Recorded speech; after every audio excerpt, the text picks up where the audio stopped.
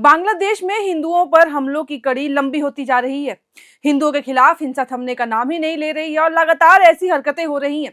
वहां एक बार फिर नफरत ने जाने लेने की कोशिश की है। शरीयतपुर इलाके में खोखन चंद्र नाम के एक हिंदू शख्स को भीड़ ने घेर लिया। पहले बेरहमी से उसे पीटा गया, फिर चाकू से वार किया गया। इसके बाद पेट्रोल डालकर जिंदा जलाने की फिर से कोशिश की। अब ये सुन के आपको फिर से एक और जो हिंदू की मौत हुई वो याद आ रही होगी। लेकिन आखिरी पल में व्यापारी खोखन चंद्र ने पास तालाब में छलांग लगाकर अपनी जान बचा ली। लेकिन ये हमला एक बार फिर बताता है कि बांग्लादेश में अल्पसंख्यकों पर अत्याचार किस हद तक पहुंच चुका है। जानकारी के मुताबिक ये क्रूर हमला बुधवार को रात करीब 9 बजे के आसपास कनेश्वर यूनियन के तिलाई इलाके में हुआ। खोखन चंद्र दास परेश चंद्र दास के बेटे हैं। वे दामोदर के केऊरभंगा बाजार में एक फार्मेसी के मालिक हैं। खोखन चंद्र दास ने बुधवार रात अपनी दुकान बंद की और घर की ओर चल पड़े। जब वे तिलाई क्षेत्र पहुंचे तो बदमाशों के एक समूह ने उन्हें रोक लिया। हमलावरों ने उन पर धारदार हथियारों से वार किए और फिर उनके शरीर पर पेट्रोल डालकर आग लगा दी। आग की लपटों से अपनी जान बचाने के लिए खोखन चंद्र दास पास के एक तालाब में कूद गए।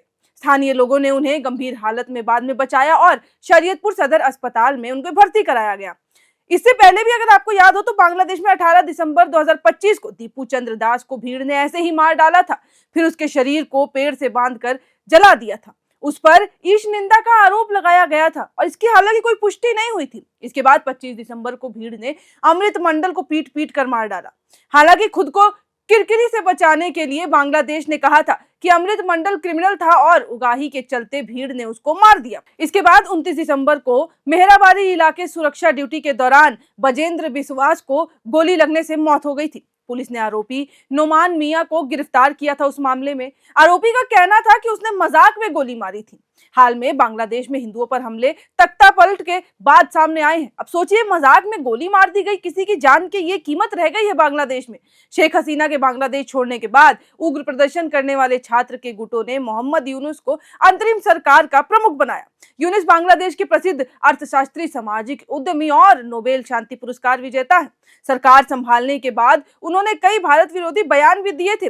और अब जिस तरीके से बांग्लादेश में ऐसी हिंदुओं के खिलाफ घटना बढ़ती जा रही है, उससे साफ पता चलता है कि अब बांग्लादेश में हिंदुओं का रहना मुश्किल हो गया है, दुश्वार हो गया है। अब चाहकर भी कोई भी हिंदू वहां पे सुरक्षित नहीं रह सकता है। पहले 18 दिसंबर की घटना, फिर 25 दिसंबर की घटना और फिर 29 दिसंबर की घटना, और अब ये साबित करता है कि हिंदुओं की हालत वहां पे बेहद खराब है। सोचिए, आप किसी हिंदू को मार के क्या बयान दे रहे हैं कि हमने मजाक में गोली मार दी। मतलब यानी किसी की जान की कीमत एक मजाक है, मजाक बन के रह गई है बांग्लादेश में। किसी को जला देना, पहले दीपू चंद्र के साथ ऐसा हुआ और फिर ये दूसरी घटना जहां पे जला दिया गया। अगर तालाब नहीं होता, वो कूदता नहीं, तो शायद वो भी आज मर चुका होता। लेकिन फिलहाल उनका इलाज अस्पताल में जारी है। लेकिन बांग्लादेश में बर्बरता की हद देखिए कितनी ज्यादा पार हो चुकी है। लेकिन इसके खिलाफ ना बांग्लादेश की सरकार कुछ कर रही है और स्थानीय ना लोग रुकने का नाम ले रहे हैं। और इसी बीच में कई हिंदुओं के घरों को भी जला दिया गया।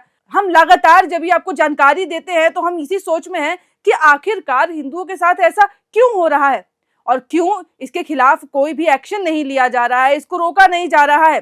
पहले इतने प्रदर्शन हो रहे हैं, बांग्लादेश की स्थिति पहले से ही खराब है और उसी बीच हिंदुओं के साथ ऐसी बर्बरता। खैर, अब जो बांग्लादेश में हो रहा है उसके अलावा जो है, अब 2026 शुरू हो चुका है और फरवरी में बांग्लादेश में इलेक्शंस भी है।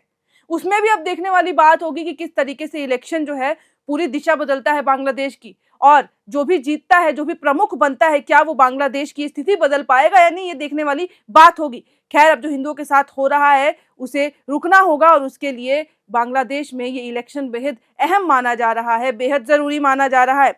तो अब इस मामले में अगर और भी कोई अपडेट आती है, जानकारी आती है, तो हम आपके साथ साझा करते रहेंगे और ऐसी कोई भी खबर आएगी आपको बताते रहेंगे, शेयर करते रहेंगे।